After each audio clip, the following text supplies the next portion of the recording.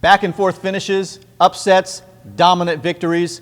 The opening weekend of playoff football had some of it all. We'll recap on this week's Varsity 360 Gridiron Report, and it starts right now.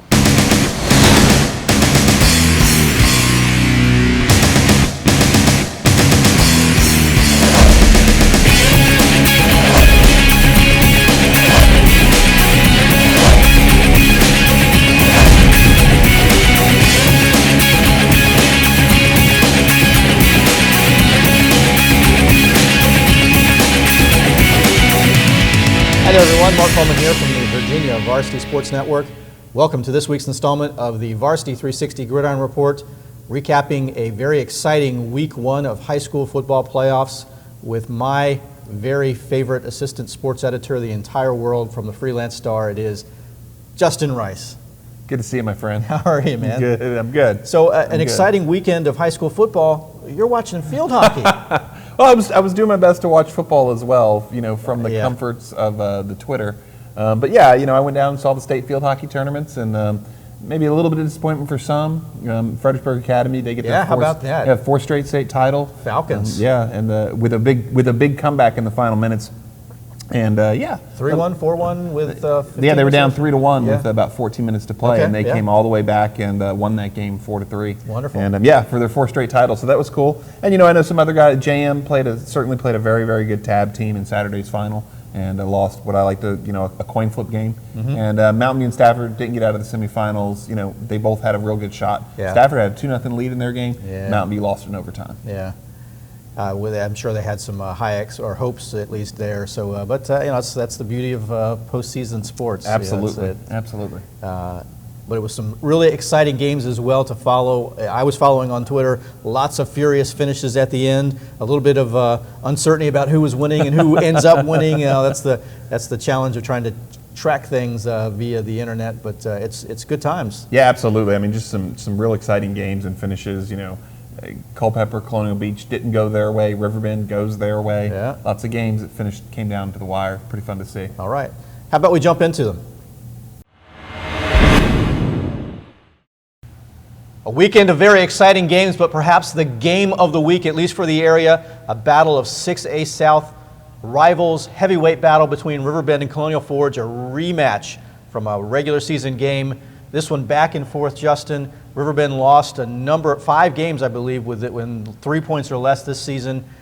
They come away with the victory, a game-ending field goal, 33 yards. Riverbend 16, Colonial Forge 14. Yeah, Lance De Silva with the big kick at the end there to give Riverbend, and if the Bears kept playing close games, they were going to win one. And Riverbend is 5-6, but they're not like some sort of playoff refugee.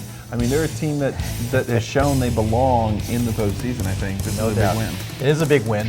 First time Riverbend has ever beaten Colonial Forge, so some poetic justice for the Bend fans on that regard. They were 0-9 going into that game. They knock off this Forge team. 5 interceptions for the Bears. One of them returned for a touchdown. Jeremy Ford had 2 of those picks, and one was the pick 6. Mm-hmm. But how about Lance De Silva, 33-yard game-winning field goal to send the Bears to ecstasy, basically. And Coach DeMarco talked to Staff Calgill this week about De Silva just being a cool guy who's played. He's a big-time soccer player. Right. He's had chances to play on big stages. And so this was natural for him and very calm and very, I think, collected. But I think the Riverbend defense, you talked about the 5 interceptions. That's where it's at, and that's what gives the Bears a chance. The defensive front is so good. They've got good athletes in the secondary. Remember, DeMarco told us at the beginning of the year when we were here doing season preview episodes, he said this is maybe the best skill group he's ever had in terms of athletes and so on around the field. I think the Riverbend defense gives them a chance. They certainly gave him a chance in this one, right? Oh, absolutely. And let's not also overshadow Jordan DeMarco, the coach's son, the starting quarterback, 2 years as a starter. Talented kid. He hasn't had quite the receiver core that you'd like to see, or that I'm sure he'd like to see. So the numbers haven't been quite as good as he'd like. But cool, calm, and collected. That late game, or I guess game-ending drive to set up for the field goal was really a thing of beauty. A couple of runs by DeMarco, a big fourth down conversion on a pass to Washington. DeMarco ends up 15 for 21 on the game, 153 yards. Also, 6 rushes for 40 yards. That's big, right? They That's get that big. sort of weapon. Yeah. But and they just got to get enough offensively. Yeah. They're going to play defense. They just got to get enough. I think Jordan give them a good chance for that. Yeah. So turning to next week then. So Riverbend gets the victory, the upset victory, at least in terms of rankings. Again, we said during our preview, we thought that this one, I thought so, yeah. I don't know that we called it, but we suggested that it could happen. So Riverbend's going to take on a Cosby team from the Richmond area, the Titans. 6-4 on their regular season. What do we know about this team? Well, I think overall, what the most important thing you know about Cosby is they're not an overwhelming team. And if you look at Riverbend's losses have all been. Has Riverbend lost to a bad team this year, even a marginal team? No. When you look at Cortland and you look at Massaponax and things like that, and Colonial Forge, of course, is a game they lost in overtime. Hilton is a game they lost. I think all the teams they lost to were playoff teams. I think from what you assume, you think you know about Cosby and who they are and where they're from and who they've played, you feel like Cosby is, not one of the top 4 teams that Riverbend has played this year. So knowing nothing else, you know that Riverbend's got a good defense. You know they can keep them in the game, and you're not playing a team that's overwhelming. The Bears have got a chance. Not calling a win. That's not what I'm doing. I'm with you. But the Bears have got a chance. It'll be a game. Okay. Absolutely. Agreed. How about this Colonial Forge team, the Eagles team? They're rather young. They finished the season 9-2. That's not a bad year. No. I mean, they've got to be disappointed with how it ends, but they've got some kids that are going to be coming back. It sets up, at least looking ahead to next year, you got to like their chances. Well, I think a lot of teams, have those seasons where they play the young guys and they're looking forward to the next couple seasons. But for a lot of schools, those seasons are the 2 and the 3 win seasons. Colonial Forge did that in a lot of ways this year and won 9 and was the top seed in the 6A South 3-4 pod. So the Eagles certainly, I think maybe overachieved a little bit. Certainly a great year. Got a lot to look forward to next year. But how about it? Let's make sure that we give the congratulations to the Riverbend Bears, 16-14, their first playoff victory as a school, 16-14 over Colonial Forge. They will be meeting Cosby in week 2 of the playoffs. Lots of excitement in the 5A North, and let's go to a game that has to be considered an instant classic. Back and forth. I was following this one, Justin, and actually tuned in on the radio to listen to the call because it was that exciting. Atlee Mountain View. Mountain View takes the lead with less than a minute to go, I believe, on a long Ahmad Tweedy to Trey Coghill touchdown pass. Atlee comes back, scores with 6 seconds remaining. Atlee pulls off the upset, 38-35 over Mountain View. Yeah, and you could sense on Twitter, I think Mountain View thought the game they had it won. I think the Mountain View, Twitter fan base thought Trey catches that touchdown, his 3rd of the game. He finished with 8 catches for 193 yards. Yeah. Just a monster game for Trey Coghill. Phenomenal. Catches that last touchdown, and you think, we took the lead. Okay, we're going to survive this thing. And then Rashard Harris, Caroline's own. Rashard Harris, the Atlee quarterback, comes and leads them back down the field. And they was he playing PlayStation? Or are these real numbers? 17 of 31 for 417 yards, 5 touchdowns. Rashard has been doing that. Since his high school career began, and it's great to see he's moved to Atlee and he's had such success, and they're going to move on in the playoffs. And Mountain View still a 7-4 year, a great season. Yeah, certainly an offensive team. One of the better offensive teams I think the last couple of years in the area, and they just come up a little bit short. Hopefully the Mountain View fans will be able to recognize that. I don't know if the pain has worn off just yet. This team started 6-0 on the season. They finished 7-4. That's not the way that you want to close things out. But certainly not. But they definitely played the hard, tough competition. The tough at the part end. of their schedule was the second half of the season. Yeah, they hung in there though. Man, this was a back and forth, an exciting game. Like I said, an instant classic. It doesn't end up the Wildcats' favor though. Atlee comes away with the 38-35 win over Mountain View. Some other exciting games looking over in the rest of the 5A North. And let's start with North Stafford. This game was a little bit close. North Stafford's able to slide by Albemarle 54-36. How about Devin Ford? Yeah, 290 yards, 5 touchdowns. 5 touchdowns. Having a great season. Again, the freshman that we've seen coming all year. And North Stafford does enough against Albemarle. I thought North would have a little less trouble. Yeah. Albemarle with an early lead there in that game, and it was back and forth for a long time until North Stafford sort of pulled away in the second half. I think it was even into the fourth quarter before they really started to pull away. But they were able to get the job done, so congratulations to the Wolverines. North Stafford is able to move on. You win and progress. There's no style points in the playoffs, right? Not at all, no. Speaking of style points, though, how about Massaponax? So this game was over. In fact, I was talking to a friend of mine who had a friend that was trying to attend the game, who got there about 5 minutes late, was able to hear the score. It was 14-0 already. They decided, they turned around and didn't go to that game, ended up going to the Cortland game instead. Massaponax runs all over Halifax, 56-0 the final score in this one. Yeah, saw it coming if you read the results, if you knew who Halifax, where their wins had come from. Easy win for Massaponax. Panthers cruising. Tough games are coming. They're coming. No doubt. They're coming. How's it? How about this for a little trinket, maybe? There you go. A little junket of a piece of data or trivia. Joey Benden, 3 carries, 101 yards. He does have a long touchdown run.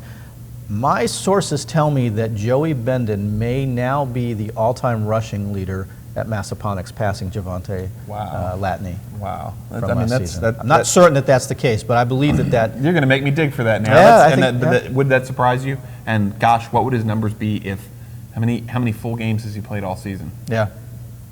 Exactly. That's very true. He certainly has not seen the field for all 4 quarters of many of these games.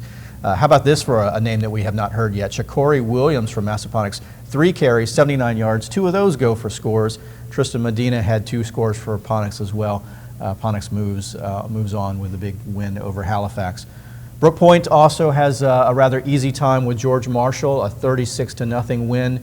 Damone Drew with a pretty nice night. Yeah, Damone Drew, 24 carries for 284 yards, 3 touchdowns. Damone is trying to put up one of this area's all-time great single seasons. I mean, I guess it's probably already in that discussion. Yeah. And he's got records he's trying to chase down. If Brook Point can keep getting wins and keep giving him snaps, clearly they're going to hand him the ball a bunch. He's got a chance to put up big numbers. Big matchup coming up this week, but the Blackhawks with the playoff shutout. Yeah, that's right. A good return to the postseason for Brook Point. Yeah, absolutely. And then finally, Stonebridge with a 49-13 win over Orange. Orange able to make the playoffs. They get some more experience. Maybe this is a program that's on the uptick. Yeah, one of the biggest turnaround seasons for the whole area this year, the Orange Hornets. So let's look at the week 2 in the 5A North. So we've got Ponax hosting Potomac Falls. Is that right? Yep. And then a big rematch between North Stafford and Brook Point. This game will be at Brook. Man, that was going to be an exciting game. I would hate to have to call that one. It is, and first Ponax, Potomac Falls. Again, I don't think, certainly Ponax is going to take this game very seriously and work very hard. But, from our perspective, Potomac Falls isn't a team that I think, scares you. Probably not ready to challenge Ponax. If you're a Massaponax fan, this is still a team that finished in the, towards the bottom half of the 5A North. And you look how Massaponax handled the teams in the upper half of the 5A North, and you go, okay, this is probably not one of the teams that's going to challenge Massaponax. Certainly the Panthers got to get it done this week. There's work to do. But you like Massaponax this week, absolutely. Yes. But North Stafford, Brook Point. Who do you like? Who do you like there? No comment. No comment. Yeah, fun fact, Mark. Okay. I attended high school at both North Stafford and Brook Point. That wasn't as much fun as I was expecting it to be, but that's an interesting fact. I appreciate it. Thanks for sharing. It's certainly it's a good matchup. It's a good matchup. You look at the running backs in this one. I think it's really fun to look at. You have Ford for North Stafford, the freshman, Damone Drew for Brook Point, having just a monster season. Certainly a player, like a player of the year type candidate. Then Nakeem Morton, of course, right. A guy we love to talk about on this show. Yeah. This is a great matchup. I think it's high scoring. I think, you talk about 70-plus combined points, something like a 34-30 game, something strange like that. Lots of points. I could see that happening. Lots of rushing yards. This is an exciting game. It should be an exciting game. If you're looking for a game to go to in the area, this is probably the one that I would. It's a pretty good one in Stafford County on Friday night. Yeah, it should be exciting. Looking forward to seeing how that one will play out.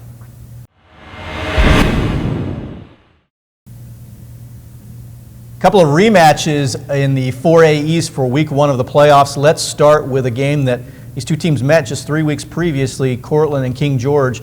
The rematch comes out a little bit different than the first time around. Cortland with a very convincing 42-0 victory over the Foxes. King George really was not able to control that running game like they were the first time around. Yeah, and my favorite guy, I think, from this game is Jason Hokinson from Cortland. Jason has 17 carries for 120 yards, scored 3 of those touchdowns, and was a big fill in. Blair Lawson, of course, normally one of the key cogs in that three-headed Cortland running back thing they got going on. Yeah. And Blair got hurt with an ankle injury. Right. Jason steps in and has a great game. And No doubt. I think like a lot of people saw coming, Cortland sat there and talked about losing to King George for 5 straight days. We lost to King George. We lost to King George, and they came out and said, "Hey, let's get some payback." And that's what happened. Yeah, I think that loss now is gone, and they're able to move forward. Big game for Cortland. Not a bad season though for King George. Let's talk about the Foxes for just a moment. So they finished the season 5-6. They were able to make it into the playoffs. They had to make a little run there at the end to be able to do that. Part of that run was the upset victory over Cortland that sort of was the springboard for them into the playoffs. Well, I'll tell you what I liked about King George this year was they beat all the teams that you think they were better than. If you look at their losses, they lost to Essex. Essex is a team that's going to contend for a 1A state title this year. Of course, they got this loss to King George. You lose to JM. Again, that's a team that hopes to contend for a region title. You lost to Chancellor, the good version of Chancellor, Yeah, well. King George, their losses were to very, very good teams. They're another team that played a pretty difficult schedule, I feel like, and got a good results out of it to get 5 wins out of that. And they installed a new offense, new offensive system, and I think that it has been successful thus far. I think absolutely. The Foxes are on the right track. But a team that certainly is on the right track, Cortland. We'll talk about week 2 in the playoffs for them, but they get by week 1 with a 42-0 win over King George. They will meet the winner of the other game from the area, a rematch of Eastern View and Chancellor. Now this game, Chancellor won the first time around. A little bit of a different mixture of players. Chancellor has gone through some rather significant injuries, not the least of which their quarterback Jason Brown, who is out. Eastern View returns the favor to Chancellor. Eastern View, the Cyclones, with a 28-10 victory over the Chargers. Yeah, and I think if you're one of the people that defines MVP as the guy who meant the most for his team's individual success, I think it's hard to make a case that it isn't Josh Stallings when you consider how much he does for the Eastern View offense. In this one, he has 19 carries for 105 yards, 12 of 20 passing for 288 yards, throws for a pair of touchdowns. I mean, just a great all-around weapon for them, and a guy that's been able to lead this Eastern View team to a lot of success. And now they're 9-2. They're going to get another playoff crack at Cortland, and that's good for the Cyclones. I think Stallings has been the guy, certainly. No doubt, yeah, and I wish that we had the deep statistical analysis that an ESPN had or something to be able to do a comparison of how much Stallings means to the Cyclones offense compared to others. We've seen some others in the area who have significant touches and yards, but Stallings, no doubt, is what's making Eastern View go right now. But they do have some other talented players. Sure. Diego Hunter with 130 yards receiving in this game and a touchdown. I also mentioned Mario Wisdom for Chancellor. He had 30 carries on 127 yards. I was wondering where you were going with that when you were leading into Josh Stallings. Jason Brown was awfully important to this Chancellor team as well. Absolutely, and I think will be what Chancellor takes away from this one is it different with Jason Brown at quarterback? I don't know. Yeah. I don't know, but it's certainly a great season for Chancellor, and right on schedule with this, what has been the plan, the let's rebuild with young kids, right on schedule, 7-4, very competitive this year, good group coming back next year, good chance to continue to move up. We are in the week of November 18th, 2015. Mark Coleman, V2SN, going on the record. Chancellor, a preseason top 5 next year. Wow. I'll put that down. Put it down. Speaking of which, so the Freelance Star did a pretty darn good job of predicting. The top 5 was awfully accurate, and the top 10 even was pretty spot on. We didn't do bad, as it turns out. We think we do awful about it, but all our top 5 is still alive in the playoffs. Our preseason top 5 was Massaponax, Riverbend, Cortland, North Stafford, and Eastern View, all still alive in the playoffs. That's not bad. That's not bad at all. And the strategy here, of course, is when the predictions are not good, you dismiss them. But when they're good, you've got to make sure that everyone knows about it, right? Absolutely, absolutely. Well, let's talk about this rematch, or it's not a rematch. Let's talk about the matchup for week 2, Eastern View, Cortland. This game will be at Cortland. does Eastern View have the firepower to be able to match up with Cortland? That's a good question. There are two, of course, the two best teams Eastern View now will have played this year, I think, are Sharando, a team that handled the Cyclones, and now Cortland will be at worst the second best team, if not the best team they've played all year. And I don't know that it's about firepower for Eastern View, but I think you look at the King George formula and what they did. Okay. Limit Cortland, play good defense, tackle, make Cortland go the length of the field in as many plays as possible, as often as possible. No big runs, no big, forcing them in errors. That's what you got to do as Eastern View. I don't think you're going to want to get into a game where it's up and down the field. Now, I admittedly don't know as much about Eastern View. Do they have as many kids that go both ways? It's one of the things that concerns me a little bit from Cortland. I like that team, but they have key players, especially skill players, that go both ways. Very talented on both sides of the ball. I think you see that from Eastern View as well. Okay. Even Stallings, Yeah. who as a senior said, you know what, I'm playing defense. Yeah. I think at this point, I think that's probably a push between the two. And Eastern View just can't afford mistakes, and you've got to force Cortland into mistakes. Right. That's how the Cyclones win. For your Cortland, you play clean, you play ahead of the chains, Take care of the ball. And I think you're in good shape. Yeah. Should be another exciting game. Another We've good got one some for sure. good matchups. It's almost unfortunate we see these matchups where we've got two area teams because only one of them is going to be able to advance. Exactly. So Eastern View with a 28-10 win over Chancellor.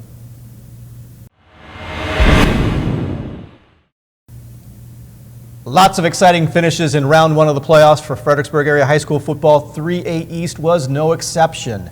Skyline, Culpeper, a back-and-forth game. Culpeper takes the lead late in the fourth quarter. Skyline comes back with a touchdown. 3 seconds remaining, I believe. Skyline gets the win, 24-21, breaking the hearts of the Blue Devils. Yeah, the Blue Devils game, that was like the Culpeper game. That's like the Mountain View game we talked about with the 5A North for this week. Culpeper scores with a minute 16 left. You score a touchdown with a minute 16 left, you're probably thinking, you know what? I think we won this game. It doesn't go their way. They got to play defense there in that last minute. Skyline goes down and gets the winner. Heartbreaking. Yeah, Heartbreaking. big time. Congratulations to Culpeper on a good season, though. They certainly fought hard, played well. I think making the playoffs and making a good appearance in the playoffs, something to build on for next year, certainly.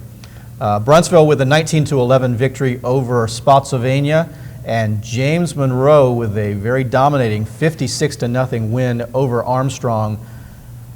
Boy, JM is looking awfully strong. It's the playoffs. This is the time when they come on, right? Yeah, and we wrote about that offensive line this week and how well it's playing and what a big key it's been to their season. DJ Weldon, the running back, with 10 carries for 120 yards, 2 touchdowns. AJ Felton throws for 3 touchdowns, scores another one running. And, of course, Darius Leacock with 2 catches for 82 yards.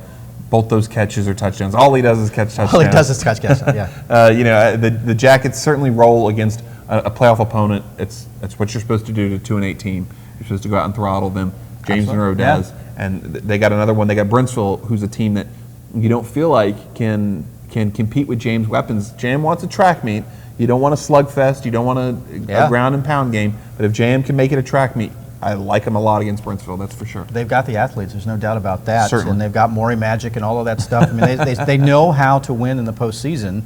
And, there's something to be said for that. I really believe that. I mean, kids believe, programs believe that they can win, that they should win, and that often helps to propel them to win, particularly in games where they maybe, you get these Skyline Culpeper type situations. I mean, there certainly are exceptions, but JM has the history, and I think that provides inertia. That certainly helps. The top 4 in the 3A East, I think it's clear that the top 4 teams are, in fact, Phoebus, Pocosin, Hopewell, James Monroe.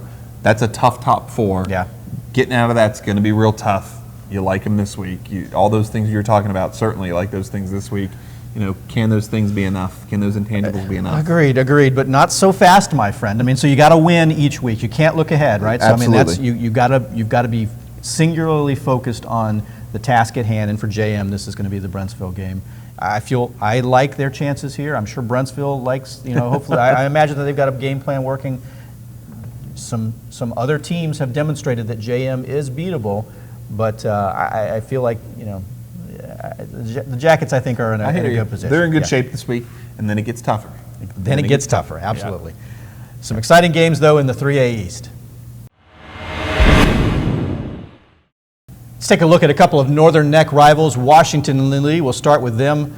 They step up to the 2A East, their first year, I believe, at the 2A East level, and they take on a very strong East Rockingham team. East Rockingham comes away with a 35-21 win over W&L. East Rockingham, a team out from further west that has had success against W&L in the playoffs before. You knew that was going to be a strong team coming into the area. And it's kind of an up and down year for W&L. Maybe beat all the teams they were better than. Lost to a lot of teams that were pretty strong. And I think for the Eagles and Todd Jones, they'll continue to sort of grow, and he'll continue to sort of shape that program. Yeah. Let's move to Colonial Beach. This is a team that had a tough season as well. They were able to get into the playoffs largely in part to a very tough schedule for them. But how about this? We had exciting finishes up and down the board, and this one maybe would be the poster child of them all. William Campbell gets the 67-60. That's the right score, folks. 67-60. We're talking football, regulation, no overtime. 67-60 win over Colonial Beach. And for me, at least, I was following this on Twitter, and there were some erroneous reports and, unfortunately, some erroneous retweets from FLS Varsity as well. They had identified Colonial Beach Only as one. Only one, okay. Only one. But honestly, I said also congratulations to Colonial Beach because I thought that they had won this game. It turns out maybe they thought they'd won the game as well, but time was not up, and there was still enough, I don't remember how many seconds there were, but there was enough time for William Campbell to come back and win this one. 67-60, my goodness. This is just. If you were following the updates, it was like every single play, teams are scoring touchdowns. And, Tyrell Staton from William Campbell, 435 yards, 8 rushing touchdowns in one game. 8 rushing touchdowns. Lamar Lucas, of course, from Colonial Beach, 189 yards, 3 touchdowns. The Drifters, this is a great game, just a classic. Did you have the over? I wish that I did. I mean, they definitely what was it, exceeded probably 50? I mean, they doubled it. I think the Drifters coming in as a 12 seed, playing at a 5 seed, they showed this was a good Colonial Beach team that ran into a buzzsaw this year in terms of their opponents and who they had to play. And I think better than their record, a good season, not what they wanted. They'll look for more next year. Lamar Lucas is going to be back for his senior season. Yeah, there you go. Alonzo Turner with 3 touchdowns rushing for Colonial Beach in that game as well. So the 2A East and the 1A East are closed out from the area at least, but some exciting games certainly. Well, that's a wrap on another installment of the Varsity 360 Gridiron Report, a very exciting week of games in round 1 from the area. Justin, if I recall, you predicted there would be 10 teams that would move on. We actually have 7. So that's not bad. It's close. It's not bad. It's 7, and you look at Culpeper. You look at Mountain View. Gosh, there was some. You look at Colonial Beach. You had some teams that definitely had a shot to win the game. Lots of exciting games. Just a good chance for those teams. And then when they come down to coin flips, sometimes that's what's going to happen. Lots of good games coming up this week. Roller coaster of week 1. Heartbreakers for some. The agony of defeat, the thrill of victory, the agony of defeat. That's the line. Riverbend, right? Riverbend Bears celebrating a field goal. How about that? Big win for Riverbend. Heartbreaking loss for Mountain View. Big games coming up this week, though. You're absolutely right. I'm really excited to see this North Stafford-Brook Point game. That one should be, Coach Mangano, the master tactician, we like to call him. I don't like the idea of having to beat him twice in a season. Well, you make a good point. Tommy Buzzo been winning football games in the state of Virginia for a long time. That's also quite true. Tommy Buzzo knows how to win football games as well. That's a great game. I don't even want to speculate or even take a swing at who I think is going to win that game. How about we not speculate? How about we sit back, see what happens, all right, and then we come back next week and we talk about how it plays out. That would be. I like how that seems like. Why don't we do that? I hope you've enjoyed this. I hope you'll come back and check it out next week with us as well. Justin, you going to be here next week? We'll see you next week, buddy. We'll see you next week. This is Mr. Area High School Football. You don't get to calculate PowerPoints anymore. No PowerPoints, just wins and losses, just man. Wins and losses. That's all that matters right now. Yeah. But it's a lot of fun to do. Certainly appreciate the time. Thank you, Mark. It's always fun. Appreciate your time. Hope you've enjoyed it. And I hope that you'll be able to check back with us next week right here at Fredericksburg.com for the Varsity 360 Gridiron Report. For the good folks from the Virginia Varsity Sports Network, my name is Mark Coleman. Thanks for watching, everyone.